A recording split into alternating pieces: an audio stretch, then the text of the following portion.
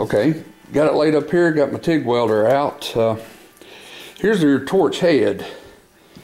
But they got welding videos here on YouTube that you can just find out all about this. But we got a cup that gas flows through, and there's a little collet in there that holds a piece of tungsten.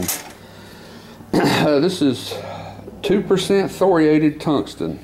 I will grind it to a needle point. It's usually what I do for intricate stuff because I'm not putting a lot of high amperage.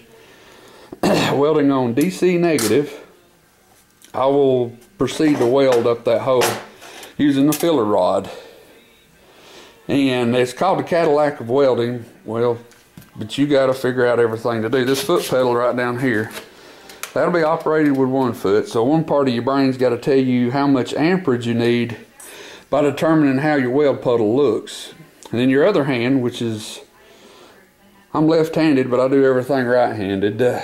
Kind of goofy as anything, but I hold this in my right hand, hold this TIG torch in my left, operate it with my foot, and use your eyeballs all at the same time. And well, that's enough about welding. You can look at other sites if you want to know about welding. But I'm just going to show you the hole right now.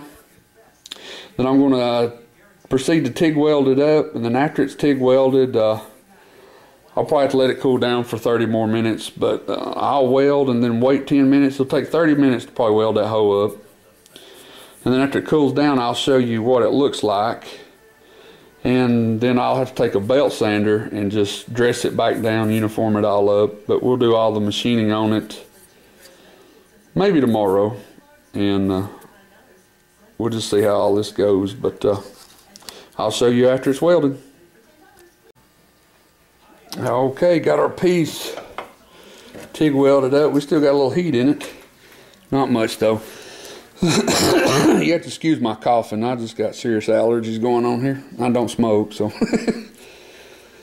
When you look at it, it's for TIG welding. Anybody that knows anything about TIG welding, they're gonna be like, ooh, you know. But I'm not worried about bead formation, ability to hold. All I'm worried about is fill the hole.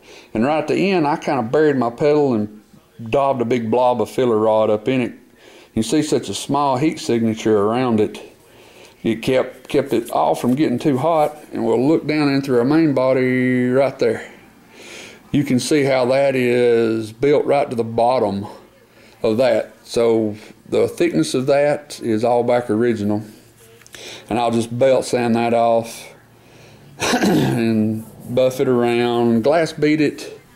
Then I might just go over to our regular, just old cotton wheel buffer, put a little rouge on it, and that's what it is. I mean, it's nothing spectacular, but you do that, and then you'll buff all your gun part up, make it almost look like a chrome or a stainless, and then when we throw the blue into it, it should highlight it pretty good, because that's all I got to do to the body, and then I'll make that little piece using the TIG welder again. I think I'm just going to try and TIG it, a little tab on it, and then anneal it, and just to see how that works out. But that'll be the main body. And these little things I got laying here on the workbench called welding fingers.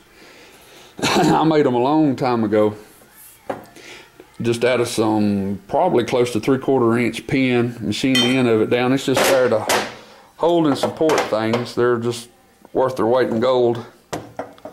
Very small little diameter that holds it, and it holds it securely. I've got one that's got that old Dip-A-Grip crap in a can, because if I was to ever put my grounding clamp to my workpiece and I got something very precise or a nice finish, I have seen it not take a ground to the plate but come up that welding finger, and where that little point is, it just gives it hell right there, and you've got a chatter or a crater in your workpiece. And I mean, all of this stuff like this comes from trial and error, and that one doesn't, so it doesn't matter what I'm welding with it. But they're handy little things to have around. But there's that video, and we'll do another one shortly.